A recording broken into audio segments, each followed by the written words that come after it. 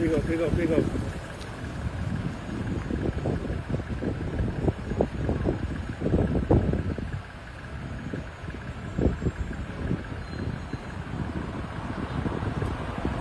Bless some of viewers, welcome back to the channel. So right now, if it's the first time, please subscribe, turn on the post notification bell so you'll be updated whenever a new video is dropped.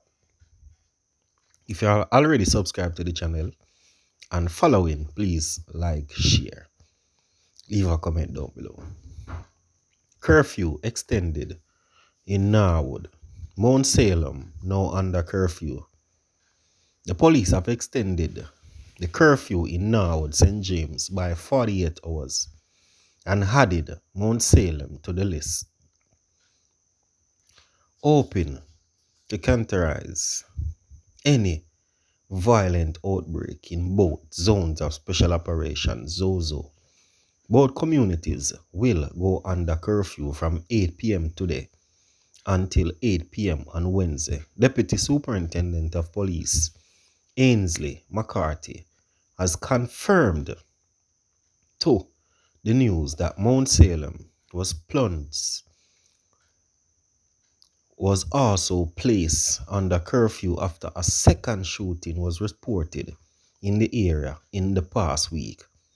The latest happening at 3:30 a.m. today when a man was cornered on Carford Street. He was taken to hospital and treated and released. Mount Salem has been under the zone of special operations since 2017, and throughout the period only 4 slapaways have been committed in the zone. Norwood curfew was implemented last Saturday evening and scheduled have ended at 6 today. However, fearing a flare-up, the police have introduced additional security measures to enhance the security measures stem from the shooting of 8 persons on Warwick Avenue in the community around 9:45 a.m. on Saturday, resulting in the death of 3 men. One was reportedly shot by his own cronies. The deceased is 26-year-old Delano Spence of Bottom Pen, 22-year-old Damian Minto, and 25-year-old Lenroy Martin of Warwick Avenue in Norwood. Reports are that the men from Bottom Pen community went into Warwick area and opened fire on a group of persons along the roadway. A 14-year-old who was at home was also conned up when a stray bullet pierced the window to her bedroom. She remains in hospital but has reportedly made improvements. Minto, a funeral director, was pronounced at hospital while Spence and Martin died on the spot. Withdrawal of the DRMA not an end to COVID-19, said Tufton. Jamaica are being implored not to regard the withdrawal of the Disaster Risk Management Act, the DRMA, as an end to the COVID-19 pandemic and to continue to exercise vigilance against the disease. Minister of Health and Wellness, Dr. Christopher Tufton, said the virus remains a threat and it's still ranging in other parts of the globe. So Jamaicans must remain cautious and make personal protection a priority. COVID is not over until it is technically declared so by the World Health Organization, which as the expert and is tracking the virus globally to determine when it's no longer a global threat to be considered endemic or not a pandemic, the minister said in an interview with JIS News. He noted that the COVID-19 spikes are taking place in parts of Asia, and we have to watch those carefully and continue to encourage vaccination. We will still monitor, we will still advise, and we have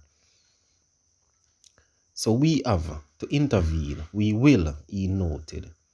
Meanwhile, Dr. Tufton said that Jamaica must use knowledge gained from the crisis to fill the gaps that have been identified in public health.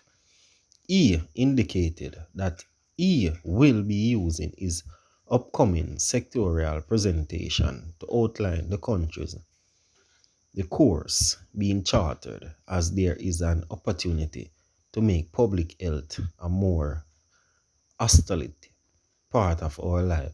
The minister said that in an addition to purchasing personal responsibility in ensuring a health population focus is being placed on improvement access to community healthcare facilities, the use of technology in areas like telemedicine and patient record, creating more public, private, and partnership, delivering better and more efficient service, and the development of infrastructure. Among the infrastructure projects is an expansion of Spanish Town Hospital, which presents its investment of approximately 3.5 billion. It will be a real game changer for the St. Catherine area, said Mr. Tufton. Looking good. Man charged for robbery, aggravation, illegal possession of firearm and ammunition. 23-year-old Jordan Gregory, unemployed, of Independence City, Gregory Park, in St. Catherine, was arrested and charged with robbery, with aggravation, and illegal possession of a firearm following an incident that occurred on Cedar Avenue, Portmore Pines, in Portmore, St. Catherine, on Friday, March 18.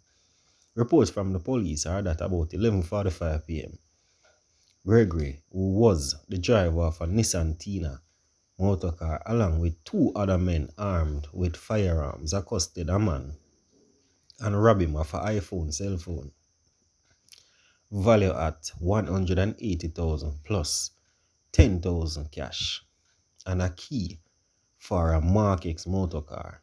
In the process released today, the Jamaica Constable Force Corporate Communication Unit said the police quickly responded and the Nissan Tida was intercepted along the Portmore Toll Road. Two men ran from the vehicle. However, Gregory was held. One submachine gun loaded with a magazine containing 3 mm cartridges was found inside the trunk of the vehicle. Gregory was charged for a robbery with aggravation and illegal possession of firearm and ammunition after he gave a caution statement. His court date is being arranged by the police officers.